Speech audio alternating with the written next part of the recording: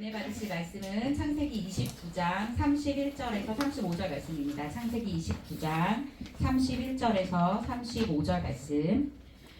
저와 여러분이 한 절씩 교독하겠습니다. 여호와께서는 레아가 사랑받지 못하는 것을 보고 그녀의 태를 열어주셨습니다. 그러나 라헬은 아이를 갖지 못했습니다. 레아가 임신의 아들을 낳고 여호와께서 내 비참함을 보셨구나. 이제 내 남편이 나를 사랑할 것이다 하면서 그 이름을 루벤이라고 지었습니다. 그녀가 다시 임신의 아들을 낳고 여호와께서 내가 사랑받지 못하는 것을 들으시고 이 아이를 내게 주셨구나 하면서 그 이름을 시므온이라고 지었습니다. 그녀가 다시 임신의 아들을 낳고 내 남편의 아들을 셋이나 낳았으니 이제 드디어 내가 갖겠지 하면서 그 이름을 레위라고 지었습니다. 함께 읽겠습니다. 그녀가 다시 임신의 아들을 낳고 이번에야말로 내가 여호와를 사랑할 것이다 하면서 그 이름을 유다라고 지었습니다. 그러고 나서 레아의 출산이 멈췄습니다. 아멘. 우리 이태리에서 오신 손님분들이 계셔서 제가 이태리 말 너무 오랜만에 해서 잘 못 읽지만 요거 본문 말씀이라도 한번 읽어드리도록 하겠습니다. Il Signore, vedendo che Lea era odiata, la resa feconda, ma Rachele era sterile.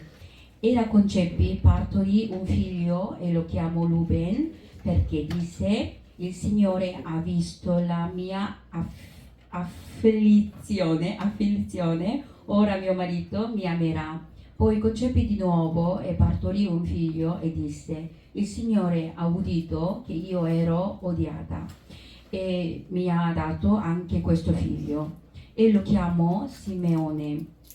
Concepì di nuovo e partorì un figlio e disse: Questa volta mio marito sarà ben unito a me, perché io ho partorito 3 figli. Per questo fu chiamato Levi. E concepì di nuovo, partorì un figlio e disse: Questa volta celebrerò il Signore, perciò lo chiamo Giuda. Poi cessò aver figli. 아멘. 아멘. 목사님 나오셔서 말씀 전해주시겠습니다.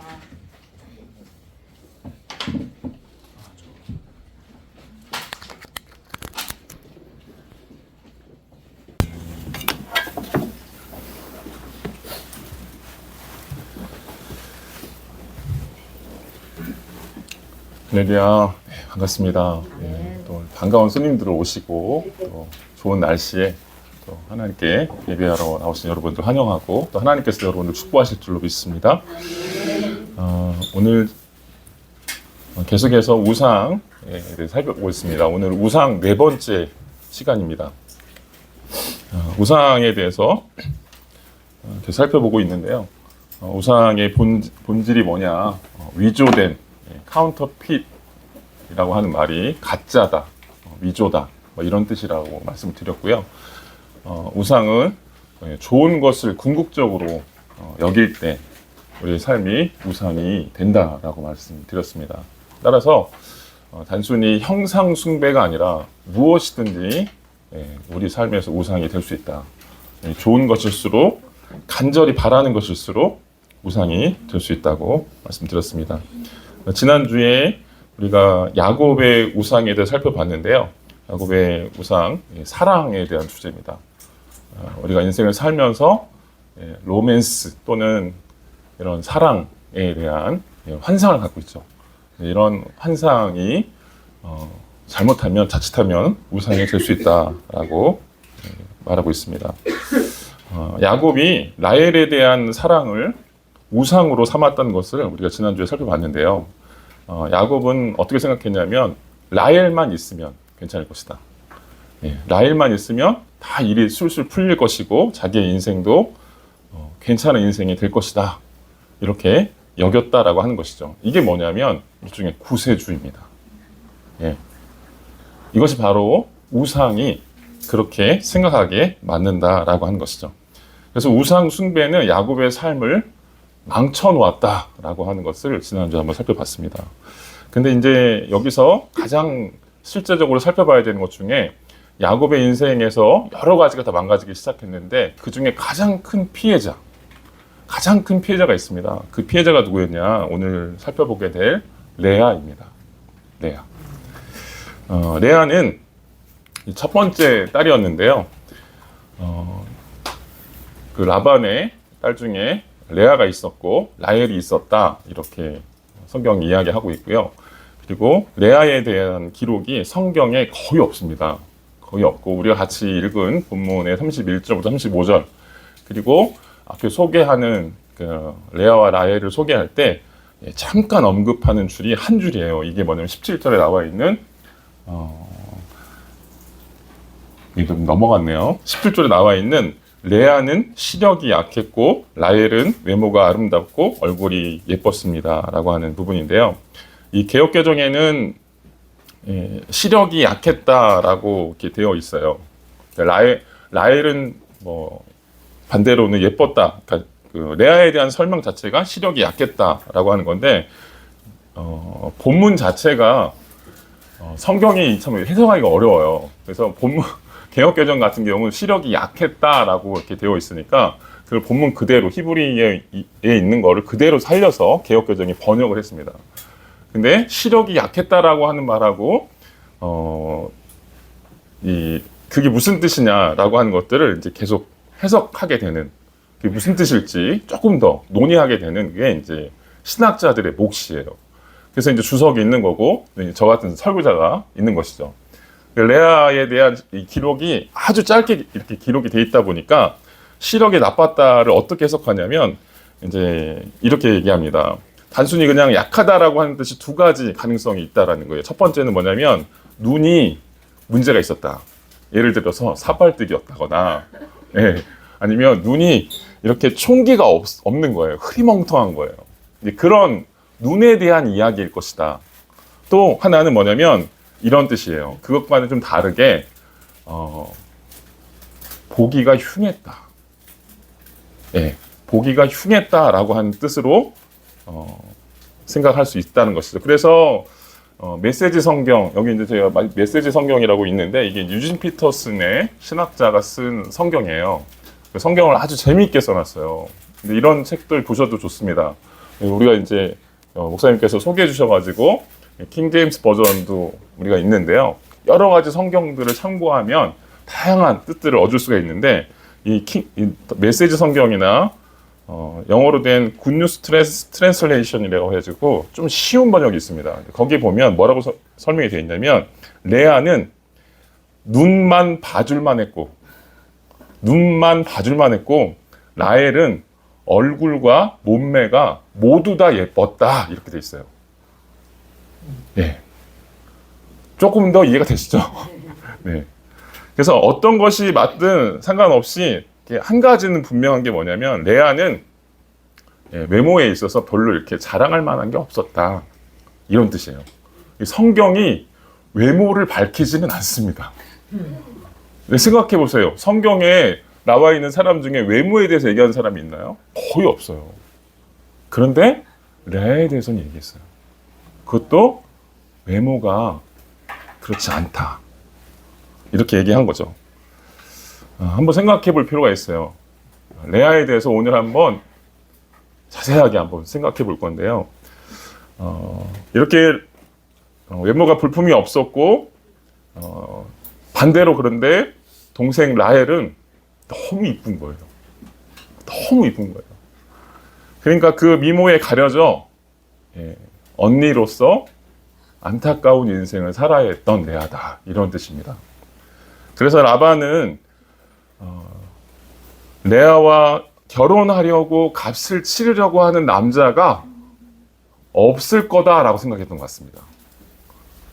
지금도요, 중동 지방에 가면 뭐라고 하죠? 신부를 사는 값을 치르고 결혼식을 치릅니다. 이제 요즘도 들어보니까 이집트 같은 곳에는 아직도 그런 전통이 있대요. 중국도 그런 전통이 있습니다.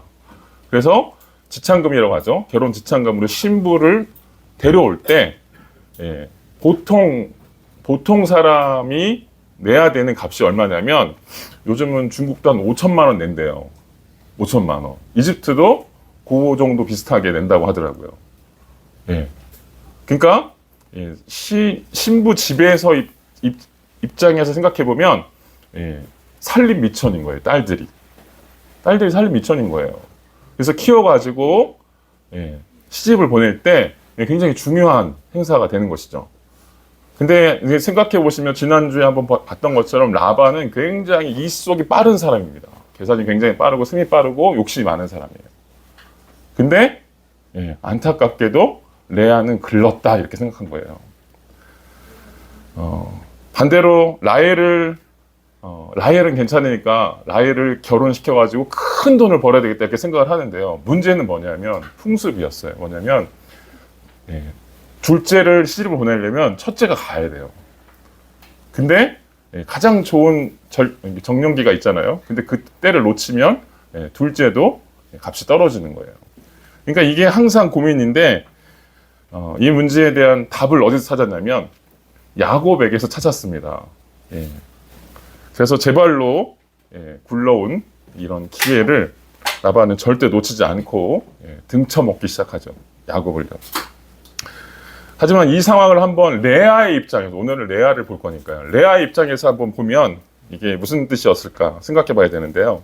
레아는 한마디로 예, 아버지가 이뻐하지 않는, 아버지가 기뻐하지 않는 그런 딸이었습니다. 평생을 그렇게 살아야 했습니다. 아버지의 사랑을 받지 못하고 오히려 자기를 볼 때마다 아버지가 골치 아파해요. 짐스러워합니다. 예, 그게 느껴지겠죠. 언제나 사람들은 예, 동생을 보면서 자기와 비교해요. 그러니까 예, 그게 얼마나 힘들었을까요? 사람들의 인기를 끌고 특히 남자들의 시선을 받는 라헬을 볼 때마다 아마 레아의 마음속에는 질투심이 있었을 거예요. 그리고 굉장히 밉기도 하고 자기보다 많은 것을 갖춘 것에 대해서 시기하는 마음도 있었을 것입니다. 또 한편으로는 자기 때문에 시집을 가지 못하는 동생에 대한 미안함, 이게 감정들이 복잡한 것이죠. 이런 복잡한 감정들을 가진 채 살아야 했던 게 레아였습니다. 근데 이제 어느 날 레아는 아버지의 그런 기대에 부응하지 못한 채로 살고 있었는데요. 어느 날 어떤 남자가 와서 역시 야곱이라는 사람이 왔는데 조카라고 하는데 이 사람도 역시 라헬만 이뻐해요. 라헬만 이뻐합니다. 근데 어느 날 열심히 라헬과 결혼하겠다고 열심히 일하는 이 야곱을 알게 된 것이죠. 그리고 집에 와서 열심히 일을 하는데 어느 날 이 결혼식이 열려요. 결혼식이 열리고 결혼식 날 열심히 음식을 준비하고 있는데 그날 밤에 야곱은 술이 떡이 돼가지고 술 취해가지고 집에 이렇게 누워 있는데 아버지가 와가지고 레아에게 그 방에 들어가라고 합니다. 그 방에 들어가라고 합니다. 아버지가 원하지 않았던 이 딸은 이제 남편이 원하지 않는 딸이 돼버려요. 아침에 일어났는데 눈 떠보니 레아였다. 어제 지난주에 계속 얘기 들었잖아요. 야곱이 라헬을 사랑하는 거를 레아는 누구보다 잘 아는 사람이었어요. 그런데 아버지의 그런 부당한 그런 대우에도 어쩔 수 없이 들어가야 했어요. 그리고 첫날 밤을 그런 식으로 치르게 되고 아침에 일어난 야곱이 그 사건을 보고 그걸 보고 가만히 있지 않습니다. 일어나자마자 첫날 밤을 치른 것도 억울하고 참 이것도 분하고 어찌할 바를 모르겠는데 일어난 남편이 하는 얘기가 자기에게 라헬이 아니라고 얘기하는 거예요. 너 왜 레아냐고 얘기하는 거예요. 그러니까 어떻게 할까? 또 가만히 있지도 않아요. 야곱의 입장에서 길길이 날뛰면서 자기 아버지에게 찾아가서 이 사기 결혼이라고 얘기하는 것이죠. 그러니까 레아의 결혼 생활은 그야말로 비극의 시작입니다. 이렇게 아무도 원하지 않는 여자가 바로 레아였습니다. 아무도 원하지 않는 여자. 아무에게도 사랑받지 못하던 여자가 바로 이 레아였습니다. 그러니까 이런 레아의 마음이 야곱만큼이나 공허했을 것이라고 하는 것은 미루어 짐작이 가능하죠. 예. 아무것도 어디에서도 마음을 붙일 데가 없는 이런 여인의 삶을 살았던 것이죠. 이러니까 공허하니까 역시 그 공허함을 채우기 위해서 뭔가가 필요했던 것이죠. 그래서 반응도 이 레아의 반응도 야곱과 매우 비슷합니다. 야곱의 행동과 매우 비슷합니다. 야곱이 라헬에게 자신의 모든 것을 걸었던 것처럼 레아도 야곱과 똑같이 행동합니다. 마음의 희망을 야곱의 사랑을 얻는 데 자신의 모든 걸 다 걸어요. 그래서 야곱은 어떻게든 라헬의 사랑을 얻어보겠다고 했던 것처럼 레아는 어떻게든 야곱의 사랑을, 야곱의 마음을 한번 얻어보겠다라고 하는데 인생의 모든 것을 다 겁니다. 야곱이 사랑에 집착을 했다고 하면 레아는 전통적인 가정의 가치관에 모든 것을 걸었어요. 그러니까 이런 얘기입니다. 야곱은 내가 이뻐하는 여자만, 내가 좋아하는 여자만 있으면 돼. 이거에 목숨을 걸었고요. 레아는 내가 남편의 사랑을 얻기 위해서는 가정을 잘 꾸리면 돼. 우리말로 따지면 현모양처가 되면 돼. 그러면 남편의 사랑을 얻을 수 있을 거야 라고 생각했던 것이죠. 그리고 32절에 이렇게 얘기합니다. 32절 같이 읽어보겠습니다. 시작. 레아가 임신해 아들을 낳고 이제 내 남편이 나를 사랑할 것이다 하면서 그 이름을 루벤이라고 지었습니다. 네. 당대에는 아들을 낳는 것이 여인에게 축복이었습니다. 그리고 남편의 마음을 끌 수 있는 최선의 방법이었습니다. 그래서 그런 전통적인 가정에 대한 가치관을 지키는 것, 이것이 레아가 할 수 있는 어떤 최선의 방법이었던 것 같습니다. 그런데 이 방법이 통하지 않습니다. 레아는 모든 희망과 꿈을 남편에게 걸었어요. 내가 아들만 낳아주면 남편도 나를 사랑하게 될 거야. 그렇게 되면 내 불행은 이제 여기서 끝나게 될 거야. 라고 생각했던 것이죠. 가만 생각해 보면요. 레아가 하는 행동들을 보면 우리가 앞에서 살펴봤던 것처럼 야곱의 행동과 굉장히 닮아 있습니다. 야곱이 하는 거와 똑같아요. 라헬을 향해서 했던 방식과 똑같다라고 하는 것이죠. 야곱 역시도 라헬과 결혼만 하면 내가 그동안 불행했던 내 삶이 다 술술 풀릴 것이다. 무시당하고 괴로웠던 내 인생도 이제 보상받을 수 있었다. 라고 생각했던 것이죠. 근데 그 결과는 아니었다. 라고 말하고 있어요. 그래서 역시 레아는 그것을 깨달았음에도 불구하고 아직도 깨닫지 못하고 있는 것이죠. 그래서 또 다른 방법을 취하는데 결국은 낳고 또 낳게 됩니다. 33절인데요. 33절 한번 볼까요? 시작.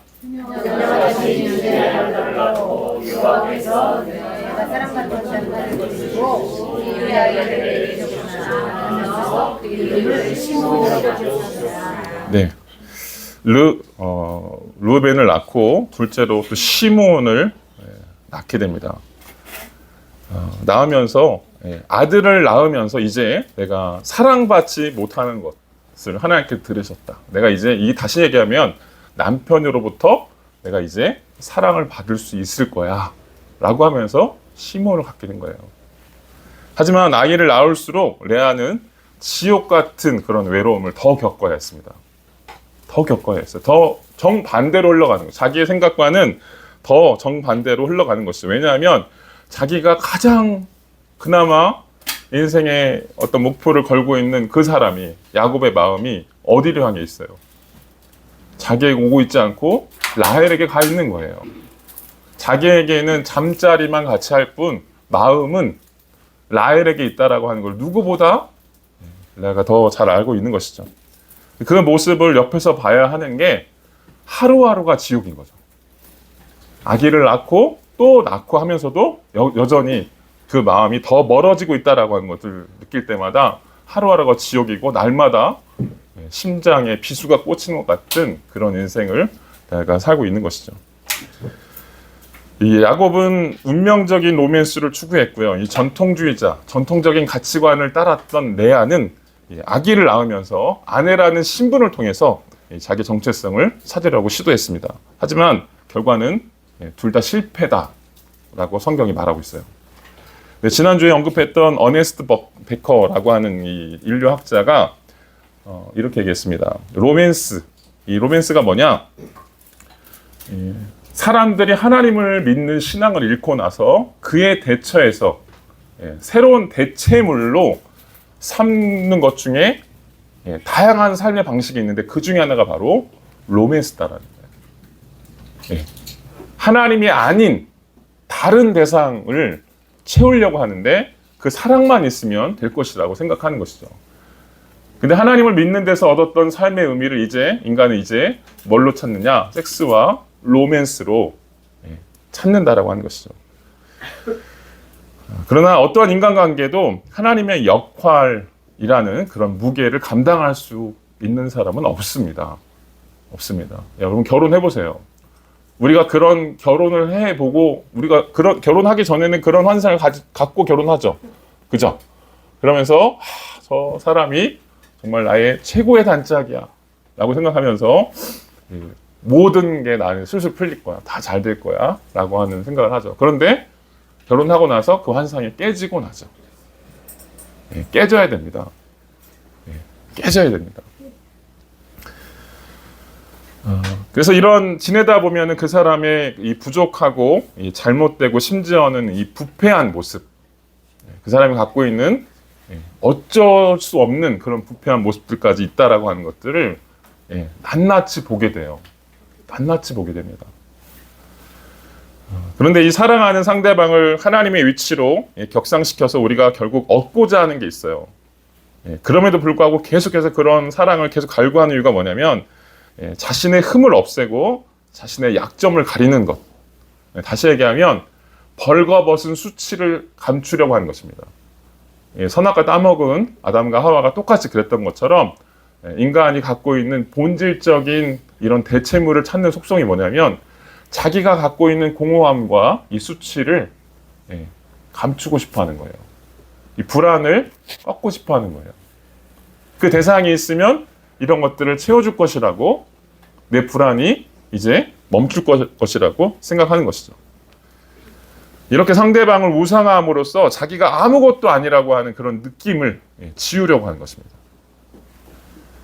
자기 존재가 이제 헛되지 않고 이제 뭔가 괜찮은 존재다라고 하는 것을 다른 사람들의 인정으로부터 정당화하려고 하는 것이죠.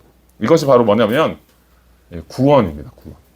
구원받으려는 시도들입니다. 그래서 이런 시도들을 하면 어떻게 되냐면 이런 말을 해요. 흔히 하는 말 중에 있습니다. 이런 말이 있습니다. 남자는 사랑을 이용해서 섹스를 하고 여자는 섹스를 이용해서 사랑을 얻는다. 이런 얘기를 합니다. 그런데 사실은 양쪽 다 우리를 다 좌절하게 만드는 그런 가짜 심리라는 거예요. 요즘 현대사회를 보면요. 이 성적인 문화 자체가 굉장히 개방화됐습니다. 개방화됐다라고 하는 게 나쁘다라는 말이 아니라 이런 하나님이 없는 것 같은 그런 가치들을 따르게 만들었다라고 하는 거예요. 그리고 이쁜 여자를 만나면 남자들은 인생이 끝난 것이다. 인생이 구원받은 것이다. 라고 하는 그런 메시지들을 듣고 살고 있고요. 여자분들은 그런 여자분들도 그 비슷하게 사랑을 얻기만 하면 남자로부터 사랑을 얻기만 하면 자기는 괜찮을 것이다. 라고 하는 생각을 하는 것이죠. 레아는 남편이 몸으로는 분명 자기 옆에 있고 함께 잠자리를 하고 있지만 그 마음은 자기와 함께하고 있지 않다라고 하는 것을 알고 있었습니다. 그리고 야곱의 마음 자체가 항상 자기에 머물지 않고 라헬만 사랑하고 있다라고 하는 것을 누구보다 잘 알고 있었습니다. 그럼에도 불구하고 레아는요, 이게 우상숭배라고 하는 것이 이 중독으로 가는 길인데요. 그럼 이런 관계, 아이를 낳았고 그 사랑을 얻으려고 하는 것이 계속 실패하고 있음에도 불구하고 계속 낳아요. 계속 낳습니다. 그래서 부부관계를 통해서 아이를 낳으면 이제 또 남편의 사랑을 얻을 수 있을 것이다. 또 세 번째도 그렇게 생각해요. 그래서 세 번째 역시 레위라는 아들을 낳으면서도 똑같이 그렇게 생각합니다. 한번 읽어볼까요? 시작. 그녀가 다시 임신해 남편의 아들을 셋이나 낳았으니 이제 드디어 그가 내게 애착을 갖겠지 하면서 그 이름을 레위라고 지었습니다. 개역개정에는 연합이라고 되어 있습니다. 남편과 부부관계를 통해서 이제 본격적으로 한 마음, 하나가 될 수 있을 것이다. 연합할 수 있을 것이다. 라고 하는 그런 마음에서 레위를 낳게 되었던 것이죠. 근데 그럼에도 불구하고 이 연합에 대한 소망은 이루어지지 않습니다. 그래서 레아의 마음은 역시 또 똑같이 공허하고 불행한 삶을 살 수밖에 없는 것이죠.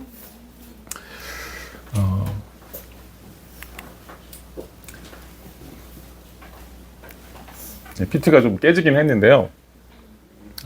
21세기 들어서면서 이게 이제 이 성경에 나와 있는 이야기는 전통적인 이야기예요. 그죠? 5,000년이 훨씬 지난 이야기입니다.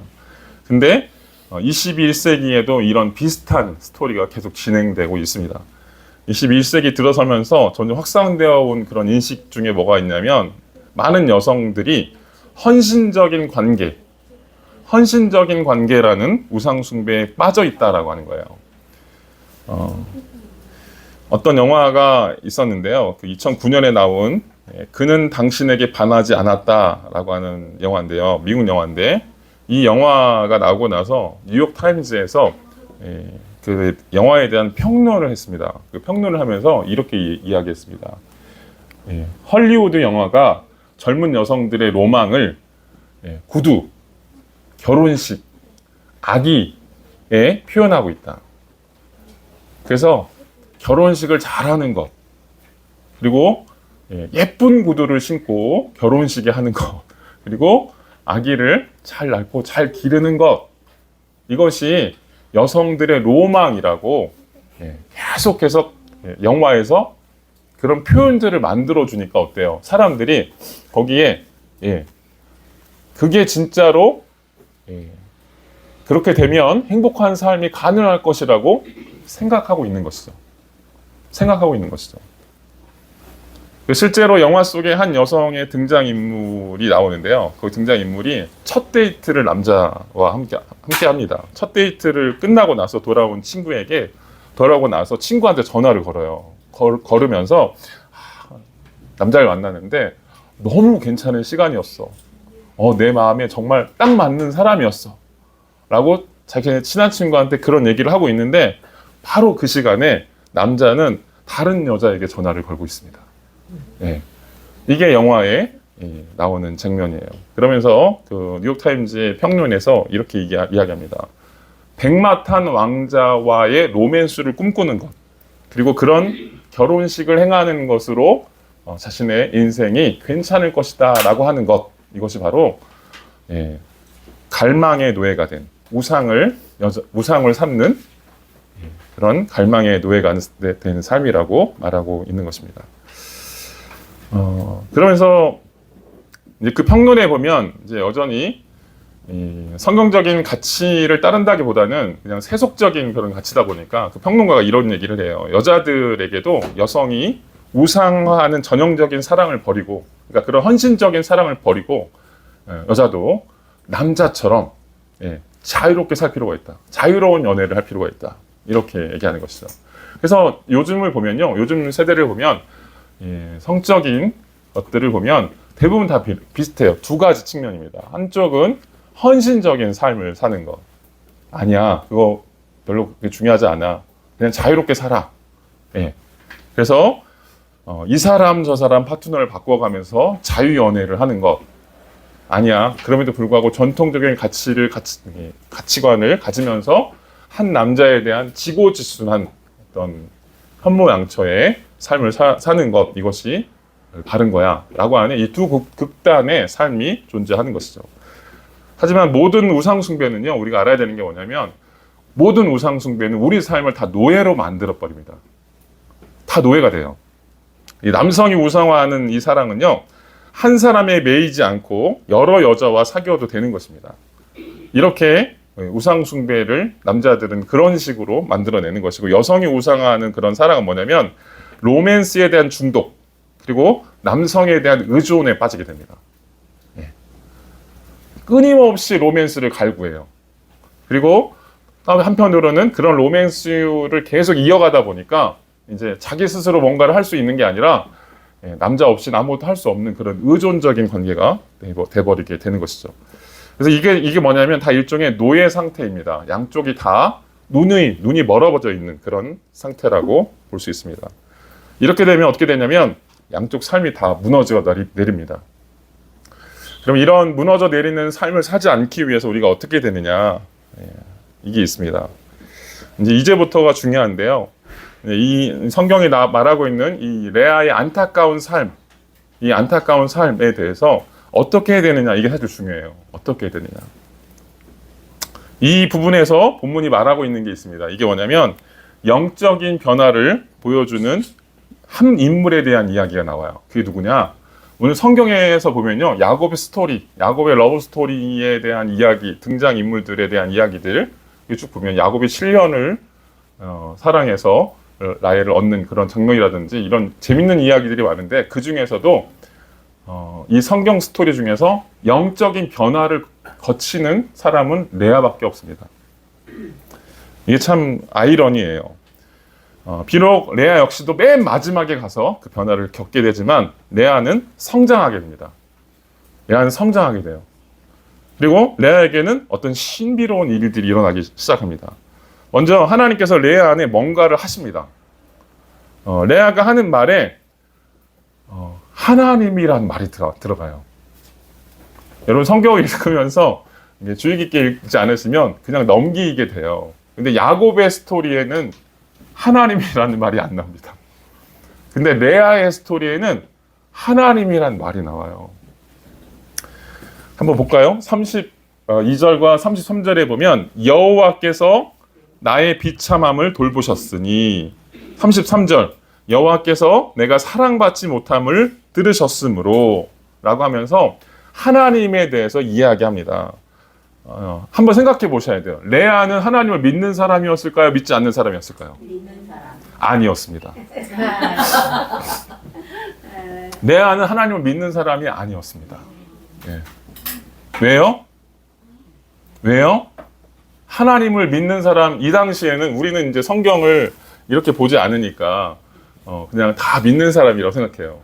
근데 이 당시에 생각해 보면요, 이 여호와라고 하는 이름은요, 특별한 이름이에요. 특별한 이름입니다. 왜 특별한 이름이냐면 레아가 여호와에 대한 이름, 그러니까 하나님에 대한 이름을 알고 있어요. 이게 무슨 얘기냐면 당시 히브리 사람들, 그리고 그 히브리 사람뿐만 아니라 그 고대 근동에 살고 있었던 모든 사람들이 생각하는 하나님이라고 하는 표현 있잖아요. 그냥 신이에요. 신이라는 표현이 뭐냐면 엘로힘이라고 합니다. 엘로힘이라고 합니다. 그냥 이게 신이라는 뜻이에요. 신. 여러분 신 쓰잖아요. 모든 종교에 다 신이 있잖아요. 그런 엘로힘이라는 뜻입니다. 근데 여호와라는 말은요, 특별한 언어입니다. 이건 뭐냐면 아브라함에게 또 모세에게 나타나셔서 내가 누구야? 라고 하나님이 가르쳐 주신, 자기의 이름을 스스로 보여주신 그 이름이 누구냐면, 무엇이냐면 여호와입니다. 여호와. 다시 얘기하면 성경에 보면 여호와께서, 이게 아브라함의 창세기 12장 이야기인데요, 여호와께서 이렇게 얘기하죠. 여호와께서 아브라함에게 이르시되, 여호와께서 아브라함에게 나타나셨다. 여호와께서 이렇게 얘기하면서 아브라함 사건에 보면 여호와가 등장해요. 이게 최초 사건입니다. 창세기 11장까지는 인류의 원 역사라고 그래서 하나님이 인류의 바벨탑 쌓기 전까지 하나님과 이 원 백성들이 살고 있었고요. 그 후에 바벨탑 쌓은 이후에 단절이 일어납니다. 단절이 일어나요. 하나님이 계시하지 않습니다. 하나님을 떠난 백성들의 삶의 스토리가 나와요. 그런데 어느 날 갑자기 아브라함에게 하나님이 찾아오셔요. 그러면서 내가 여호와다 이렇게 얘기해요. 여호와다 이렇게 얘기하십니다. 그리고 그 아브라함의 후손들에게만 여호와의 신앙이, 야훼 신앙이라고 하는 것이 전해지기 시작해요. 그래서 성경에 보면 아브라함, 이삭, 야곱의 하나님 이런 뜻이 여호와 신앙이 아브라함 계보를 통해서 내려왔다라고 하는 걸 얘기하는 거예요. 다시 얘기하면 라반의 이 집안은요, 레아나 라헬은 하나님을 믿는 사람이 아닙니다. 근데 레아가 어떻게 여호와라는 이름을 알고 있었을까요? 그죠?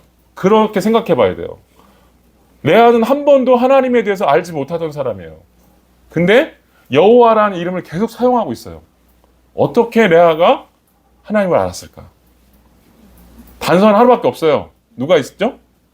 누가 알려줬을까요? 네, 그렇죠. 야곱이 알려준 거예요. 그렇죠? 야곱은 그 계보잖아요.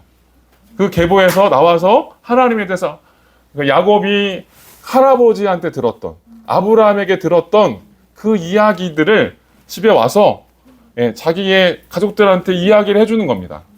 근데 그 얘기를 귀담아 들었어요. 귀담아 듣고 하나님의 살아계심을 믿었어요. 믿었습니다. 이렇게 믿기 시작하니까 그러니까 레아는 이제 하나님을 알 수 있었던 길 자체가 오직 야곱밖에 없었다라고 하는 걸 우리가 먼저 알아야 됩니다. 그럼에도 불구하고 그래서 이제 여기 여호와라는 이름이 계속 등장한다라고 하는 걸 일단 이해하셔야 되고요. 그래서 우리가 먼저 이렇게 생각하셔야 돼요. 전도가 이렇게 중요한 거예요. 전도가 중요한 겁니다. 내 옆에 있는 사람들에게 하나님에 대해서 이야기하는 것, 이게 별거 아닌 것처럼 보이지만요. 이 사람들이 언제 꼬꾸라지냐면요. 삶의 위기가 올 때 기도를 하기 시작해요. 근데 그 기도에 하나님이 등장하기 시작합니다. 레아 역시도 그 위기 때마다 기도할 때 하나님의 이름을 사용하기 시작해요. 그리고 나서 나중에 하나님을 만납니다. 레아는 이렇게 힘든 위기에 있을 때마다 하나님을 찾게 되고요. 인격적인 하나님에 대해서 믿으려고 하고 붙들려고 합니다. 그리고 실제적인 그런 인생의 돌파구가 어디서부터 나오냐? 이 레아의 아무도 사랑해주지 않고 누구의 사랑도 받지 못했던 이 레아의 안타까운 인생을 누가 구원해 주시느냐? 이게 성경의 스토리예요. 35절입니다. 35절. 이게 35절이 이 본문의 절정입니다. 클라이막스예요. 같이 한번 읽어보시죠. 큰 소리로 시작. 그녀가 다시 임신해 아들을 낳고 이번에야말로 내가 여호와를 찬양할 것이다 하면서 그 이름을 유다라고 지었습니다. 그리고 나서 레아의 출산이 멈추었습니다. 넷째 아들 유다를 낳고서 레아는 이제야말로 내가 주님을 찬양하겠다라고 얘기해요. 그동안 하나님의 이름이 계속 등장하는데요. 35절에는 새로운 변화가 일어났어요. 새로운 발전이 일어났습니다. 그러면서 이번에야말로 내가 여호와를 찬양하겠다. 이렇게 고백해요. 이 고백에 어떤 힘이 느껴지지 않으세요? 어떤 힘이 느껴지지 않으신가요? 이전에 새 아들을 낳고 선포했던 하나님에 대한 이름을 불렀던 그 말과는 좀 분위기가 달라요.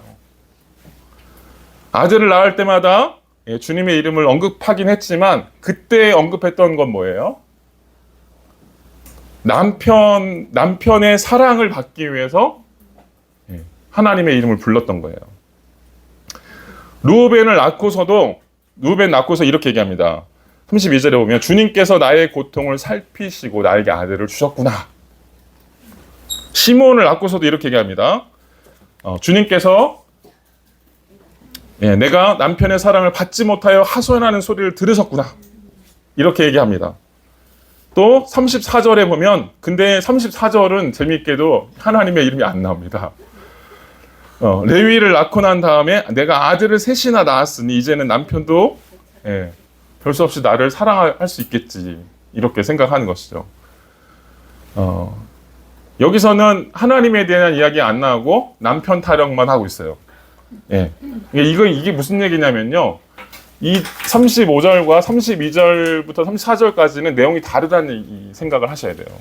32절부터 34절까지는 하나님을 찾고 있는데 왜 찾고 있냐면 남편의 사랑을 받기 위해서 찾고 있는 거예요. 사랑 타령하는 것이고요. 때때로 어떨 때는 하나님을 불렀다가 또 기분이 나쁘면 하나님 안 불러. 예. 이게 그대로 드러나고 있는 거예요. 우리의 모습이 레아의 모습 속에 그대로 드러나 있는 겁니다.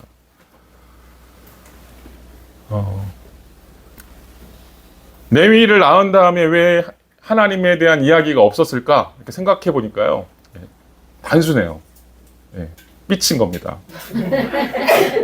삐친 거예요. 하나님 왜 나한테 이러세요? 하나님 왜 셋째까지 낳았는데 왜 하나님 이렇게 나를 이렇게 어렵게 하시는 거예요? 하나님의 이름을 그렇게 불렀는데도 하나님이 왜 내 삶을 이렇게 돌보지 않는 겁니까? 이렇게 생각하는 거죠. 이 하나님의 이름을 부른 이유가 그 전까지는 계속해서 남편의 사랑을 얻겠다. 이런 우리가 우상 숭배를 하고 있음에도 불구하고 동시에 하나님을 섬길 수 있다라고 하는 걸 똑같이 보여줘요. 하나님의 이름을 부르면서 기도를 하고 있지만 그 마음속에는 여전히 남편에 대한 사랑으로 꽉 차 있어요. 그것만이 자신의 구세주라고 여기고 있는 것이죠. 그리고 하나님을 향해서 우상 숭배가 더 가능하게 해달라고 기도하고 있어요. 그런데 이제 넷째로 유다를 낳고 나서 남편에 대한 이야기가 나오지 않습니다. 남편에 대한 이야기가 나오지 않습니다. 레아는 이제 가장 마음속에 깊이 묻어놓았던 어떤 간절한 이 소망 내지는 이 남편에 대한 이 갈망과 이 사랑을 포기합니다. 포기했다라기보다는요, 그 사랑을 어디로부터 얻을 수 있다고 생각하는 걸까요? 남편으로부터 남편이 그런 사랑을 줄 수 없는 존재다라고 하는 것을 깨달았어요. 세상의 사랑으로부터 자신의 이런 외로움과 이런 공허함을 채워줄 수 있는 존재가 남편이 아니다라고 하는 것을 깨달았던 것이죠. 그리고 35절에 주님께 둔 거예요. 주님께 둔 겁니다. 이런 걸 생각해 보면 이런 생각이 들어요. 뭐냐면 우리 인생 속에 레아처럼 계속해서 아들을 낳고 또 낳았음에도 불구하고 간절히 원하는, 이렇게 아들을 낳으면 내가 원하는 것을 얻을 수 있다라고 생각했단 말이에요. 근데 이런 원하는 것을 하나님께서 주셔가지고 아들을 계속 쑥쑥 낳았단 말이에요. 그럼에도 불구하고 그 사랑을 받지 못하죠. 깨닫지 못하죠. 근데 이게 뭐냐면 이런 겁니다. 인간의 그럼 하나님이 여기 이 상황에서 뭐 하셨을까요? 하나님은 이런 레아의 기도를 듣긴 하신 걸까요? 들으신 겁니다. 들으신 거예요. 하나님이 레아의 인생에 간섭하고 계신 겁니다. 어떻게 해요? 레아가 우상을 버릴 수 있도록요. 그리고 그 한계를 깨달을 수 있게요.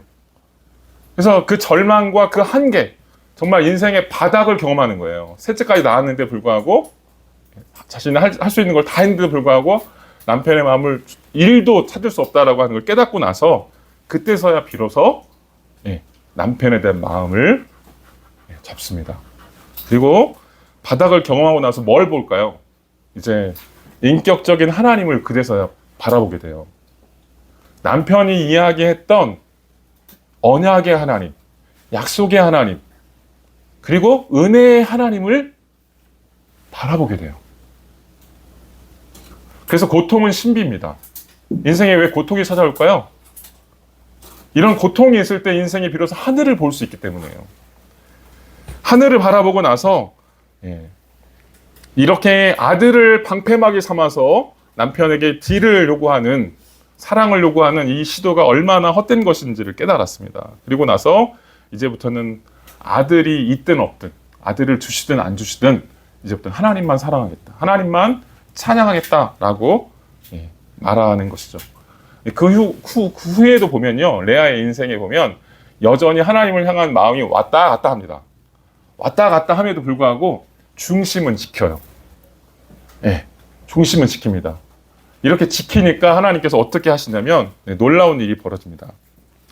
야곱의 인생, 레아의 인생 참 보잘것 없어 보이죠. 그런데 하나님께서 이 레아의 이 인생을 되돌려 주십니다. 새롭게 빚으십니다. 어떻게 돌려주시냐? 하나님께서 주신 일이 있어요. 이게 뭐냐면 네 번째 아들이 특별하다고 말씀드렸죠? 이 네 번째 아들이 창세기 49장에 보면 이렇게 얘기합니다. 49장 한번 읽어보세요. 야곱이 죽을 때, 눈 감을 때 자식들을 축복하거든요. 근데 야곱이 이 유다를 축복하면서 이렇게 이야기합니다. 너무 길겠지만 한번 읽어보죠. 시작. 유다야, 너의 형제들이 너를 찬양할 것이다. 너는 원수의 멱살을 잡을 것이다. 꿀 것이다.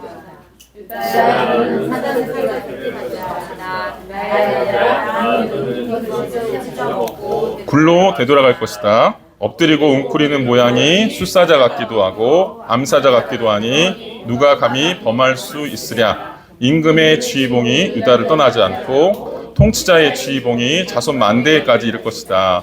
권능으로 그 자리에 앉을 분이 오시면 만민이 그에게 순종할 것이다. 예. 이게 야곱이 아들을 축복하면서 죽기 전에 축복기도 한 내용이거든요. 근데 유다에게는 특별한 내용이 나옵니다. 예. 너희 형제들이 너를 찬양할 것이다. 첫 번째 기도가 이거예요. 너희 형제들이 너를 찬양하고 높여줄 것이다. 이런 얘기를 합니다. 레아의 아들이에요.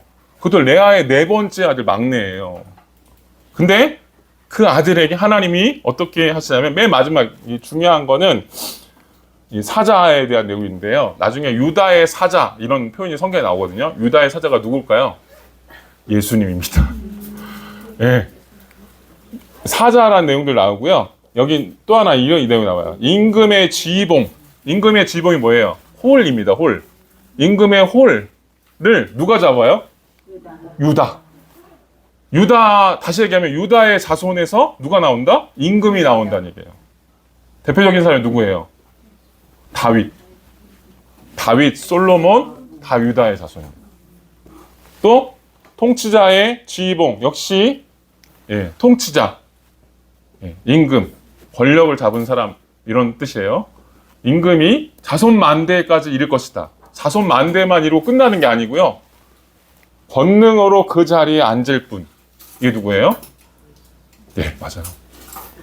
권능으로 그 자리에 앉을 분이 오신대요. 누구의 후손으로? 유다의 후손으로. 근데 유다의 후손은 누구예요? 레아의 후손이에요. 레아의 후손입니다. 아무도 사랑받지 못했던 레아가 이렇게 하나님으로부터 축복을 받습니다. 그리고 그의 인생에 실패밖에 없던 인생을 하나님께서 이렇게 축복하셔서 메시아의 족보에 올리십니다. 메시아의 족보에 올리십니다. 이처럼 하나님은요, 여기서 우리가 이해해야 되는 게 뭐냐면, 하나님이 어떤 분이냐라고 하는 거예요. 하나님은 도대체 어떤 분이냐? 여러분, 하나님은 어떤 분일까요? 이 사건을 통해서 우리가 알 수 있는 게 뭐냐면, 약자를 사랑하시는 하나님이에요. 약자를 사랑하시는 하나님. 우리 주변 중에서 우리는 눈에 볼 때 좋은 것만 보이잖아요. 그죠? 저도 그래요. 아직도 좀 사람 덜 돼가지고 좋은 것만 보여요. 그 좋은 게 예뻐 보여요. 그런데 하나님의 눈에는 뭐만 보여요? 약한 것만 보여요. 약한 것만 보여요. 이 약한 것만 보인다라고 하는 게 31절에 나옵니다. 31절. 제가 일부러 안 넣어놓고 맨 마지막까지 기다렸는데 31절 읽어보세요. 이게 키포인트입니다. 시작. 여호와께서는 레아가 사랑받지 못하는 것을 보고 그녀의 태를 열어주셨습니다. 그러나 라헬은 아이를 갖지 못했습니다. 여기 보면 하나님의 마음은요, 항상 어디로 향해 있냐면 레아에게 향해 있어요. 레아에게 향해 있어요. 우리의 마음 속에는 예쁜 라헬만 보이는데 하나님의 마음 속에는 레아밖에 보이지 않아요. 그래서 라헬가 사랑받지 못하는 것을 보고 너무 안타까우셨어요. 너무 안타까우셔서 그녀의 태를 활짝 열어주셨어요. 이 태를 열었다라고 하는 표현은요, 고대 근동에서는 가장 큰 축복입니다. 여자에게는 가장 큰 축복이에요. 그래서 그 축복에 따라서 아들을 넷이나 낳아요. 한 명, 두 명이 아니고요. 딸 섞여 있는 것도 아니고, 당시에는 아들 낳는 게 가장 큰 복이에요, 여자에게. 근데 딸도 없이 아들만 넷을 낳게 만듭니다. 하나님은요, 사랑받지 못한 이 레아를 지극히 사랑하셨습니다. 이건 무슨 얘기냐면 이렇게 얘기하시는 거예요. 내가 너의 참 신랑이다. 내가 남편 없는 자의 남편이다. 이렇게 얘기하는 거예요. 이 세상의 모든 종교는 사실은 그래요. 지난주하고 이번 주하고 이 초파일 저거잖아요. 그 지난주에 초파일이어서 그런지 저쪽 원불교 교당 저희가 맨날 왔다 갔다 하거든요. 차가 막 밀려 있어요. 막. 주차할 데가 없어요. 오늘도 겨우 주차했는데 세상의 모든 종교는 고행을 요구합니다. 수행을 요구합니다. 뭔가 선행을 하고 공덕을 쌓아서 구원을 얻을 수 있다고 얘기해요. 그리고 끊임없이 노력하고 또 노력하지만 채워지지 않습니다. 그런데 성경의 하나님은요, 우리가 아무것도 하지 않았는데도 친히 내려오셔서 당신의 자녀들을 사랑하시고 구원하시는 분이에요. 아멘? 아무도 원하지 않는 연약한 이런 사람을 하나님께서 불쌍히 여기십니다. 이게 하나님의 은혜요 사랑인 줄로 믿습니다.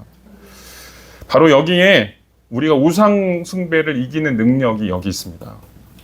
로맨틱한 상대를 만나지 못한 사람들이 굉장히 많은데요.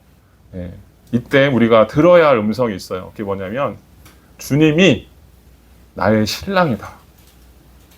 주님이 여러분의 신랑인 줄로 믿습니다. 그리고 주님께서 여러분을 향해서 지금도 사랑한다라고 말씀하고 계세요. 그 사랑을 믿으셔야 돼요.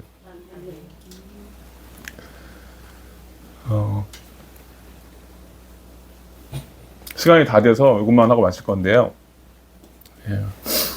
예수 그리스도는 레아의 후손으로 이 땅에 오셨습니다. 그리고 그분만이 자신의 조상 레아처럼 역시 아무도 원하지 않는 사람으로 오셨어요. 아무도 원하지 않는 사람. 성경에 보면 이렇게 얘기합니다. 이사야 53장 2절에 그는 주님 앞에서 마치 연한 순과 같이 마른 땅에서 나온 싹과 같아서, 마른 땅에서 나온 싹 보세요.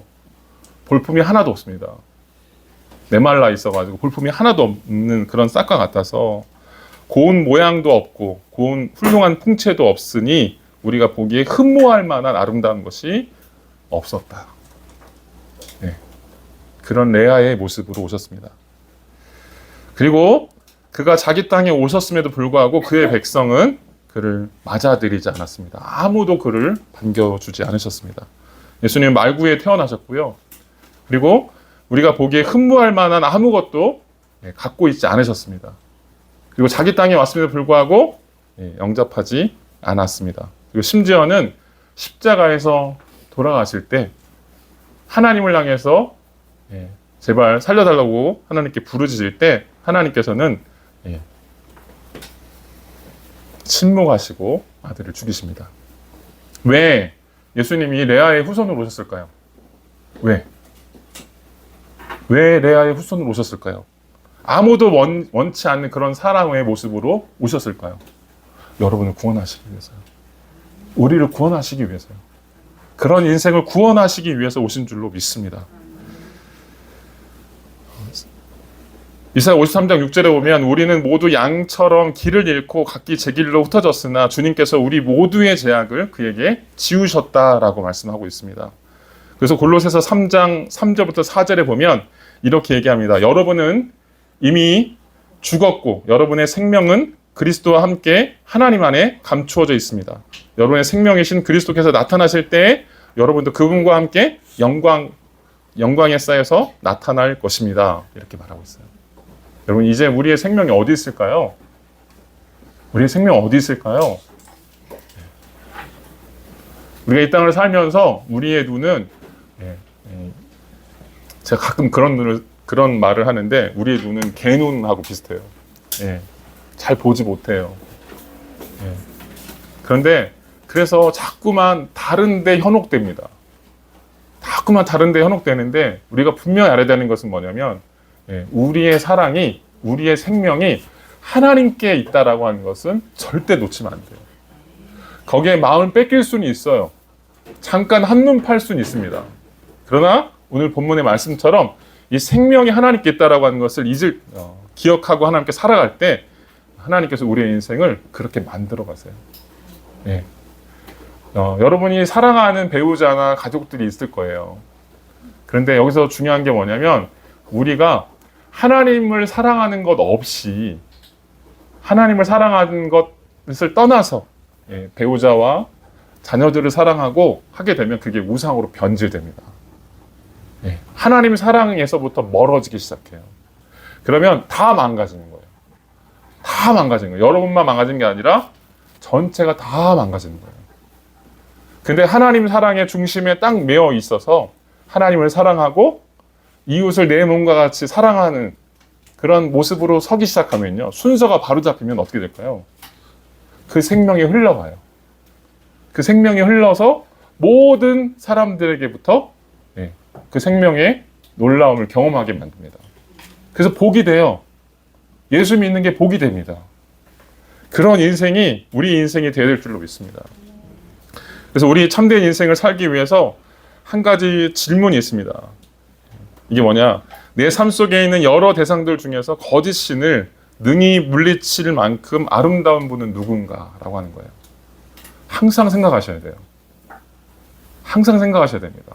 우리 마음을 항상 빼앗아가는 것들이 있어요. 근데 그거보다 더 아름다운 게 누구예요? 진정한 생명이 어디 있어요? 조지 허버트라는 이 시인은 이렇게 얘기했습니다. 내 사랑스러운 주여, 오직 주님만이 내 생명이요, 빛이요, 아름다움입니다. 이 고백이 우리 모두에게 있어야 할 줄로 믿습니다. 기도하고 마치겠습니다.